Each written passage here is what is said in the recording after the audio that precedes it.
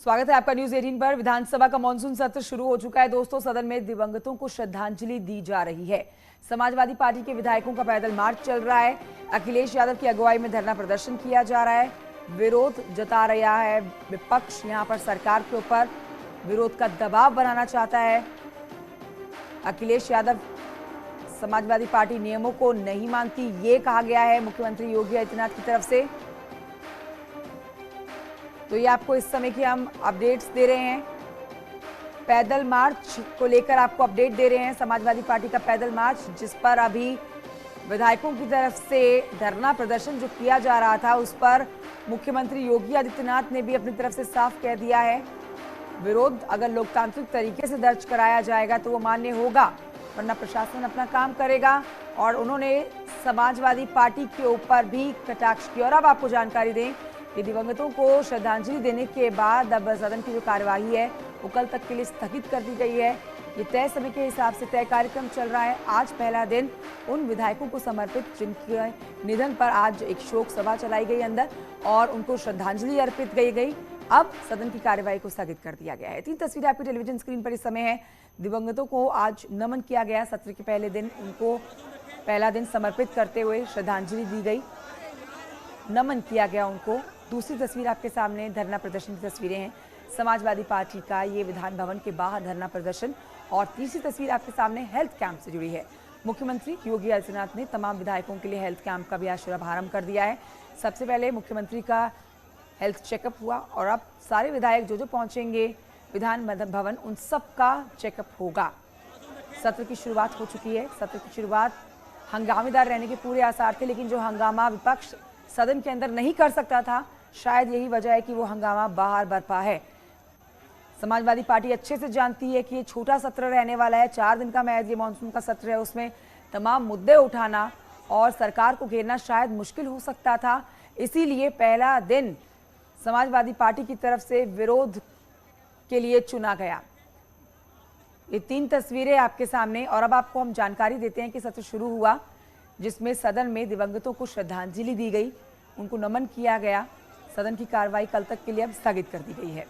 Monsoon सत्र की महाभारत पर आपको ये बड़ी अपडेट दे रहे हैं। महाभारत इसलिए कहा जा रहा है हमारी तरफ से क्योंकि सीधे तौर पर आप समझिए कि जिस तरह से विपक्ष सदन के बाहर हंगामा बरपा रहा है, वैसा ही हंगामा सदन के अंदर भी उसकी बरपाने की तैयारी है। तो ये महाभारत कहना गलत नहीं होगा। समाजवादी पार्टी का पैदल मार्च प्लान फेल हो गया है। 14 तारीख को जिस तरह से इन्होंने एक बार पहले भी विरोध प्रदर्शन करने के लिए 3 दिन निकाले थे धरना प्रदर्शन के लिए, वो फेल हुए। और अब आज यानी कि 19 तारीख को जो पैदल मार्च निकालने का कार्यक्रम समाजवादी पार्टी का था, वो भी फेल हो गया है।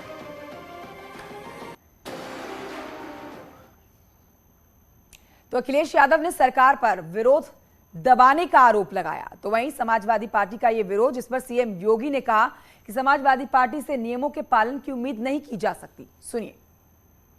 जानवर, गाय, भैंस और जानवरों को बड़े पैमाने पर नुकसान हुआ है, जानें गई हैं। सरकार ये बताए कि जानवरों की बीमारी को बचाने के लिए आपने क्या व्यवस्था की है।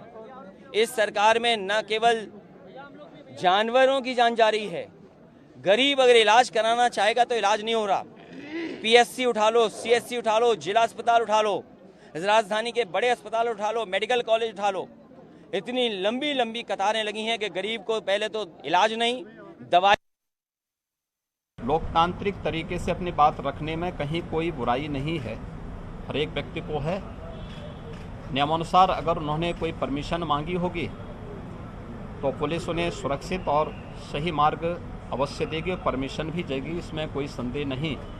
लेकिन ये दायित्व संबंधित और जिम्मेदार नागरिकों या जिम्मेदार संगठन और राजनीतिक दलों का एक नैतिक दायित्व कर्तव्य भी बनता है कि अपने किसी भी आंदोलन के लिए या किसी भी प्रोसेशन के लिए उनको नियमानुसार परमिशन मांगनी चाहिए और बिना पब्लिक व्यवस्था को, लोक व्यवस्था को भंग किए उस कार्यक्रम को निर्विघ्न संपन्न करने की व्यवस्था देने का दायित्व प्रशासन का है। प्रशासन उसके तहत ही अपने कार्रवाई को आगे बढ़ाएगा। उन्होंने अगर परमिशन मांगी होगी तो ज़रूर जो भी उनके लिए सरल और सुरक्षित मार्ग होगा, प्रशासन ने वो उनको उपलब्ध कराया होगा। मुझे लगता है समाजवादी पार्टी से ये उम्मीद करना कि वह किसी नियम को माने, किसी शिष्टाचार को माने, ये एक कपोल कल्पना ही कही जा सकती है। इससे ज़्यादा तो सदन में भी चर्चा का विषय आएंगे ही, उस पर रखेंगे। किसी भी दल को और किसी भी व्यक्ति को लोकतांत्रिक तरीके से अपनी बात रखने में कहीं कोई बुराई।